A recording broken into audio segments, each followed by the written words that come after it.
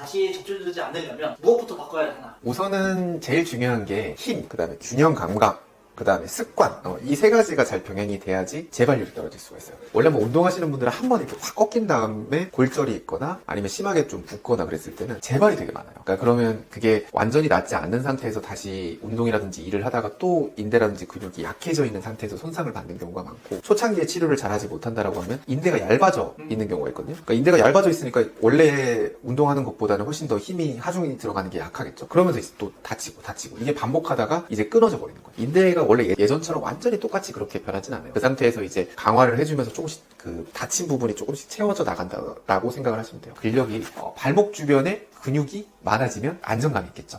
그래서 이제 발목 주변 근육이 튼튼해야지 발이 안 꺾이고 안 밀리고, 예를 들어서 연예인분들 중에 김종국 씨라고 예전에 허리 디스크 심하게 앓았다고 있었잖아요. 그러고 나서 헬스를 해가지고 뒤쪽에 있는 근육을 엄청 키웠더니 별로 안 아프다 이런 얘기가 있었죠. 그 신경이라든지 뼈를, 인대를 이제 근육으로 두껍게 만든 다음에 잡아준다라고 하면 움직임이 좀 제한이 되게 돼요. 그러면서 이제 안정적으로 보호를 해줄 수가 있게 되는 거죠. 뭐 예를 들어 보호대 같은 거를 쳤었을 때도 어떤 고정을 시켜주는 건데, 그게 쉽게 말해서 근육이 두꺼워지면서 보호를 해준다라고 생각하시면 편할 것 같아요. 균형 감각이라고 하는 거는 울퉁불퉁해도 중심을 이제 잘 잡는 거잖아요. 일반적으로 뇌랑 발목이 연결할 수 있게 되는 훈련을 계속 해주는 게 좋거든요. 발목이라고 하는 게 혼자서 이렇게 중심을 잘 잡고 하잖아요. 근데 다치게 되면 그게 잘 안 된단 말이에요. 그러니까 그런 연습 같은 것들을, 균형 감각을 잘 잡아줘야지 그것도 이제 회복을 하고 나중에 뇌에서 인지를 해가지고 여기 발목을 조금 더 신경 쓰게 되고, 이런 긍정적인 회로가 돌 수가 있어요. 그게 또 하나 중요하고, 습관이죠. 뭐 신발이라든지 보행 습관, 뭐 길 같은 경우도 조금 더 다치지 않는 길로 잘 걷고, 보행을 했었을 때도 좀 더 신경 쓰면서 걷고, 그런 것들이 쌓이면 쌓일수록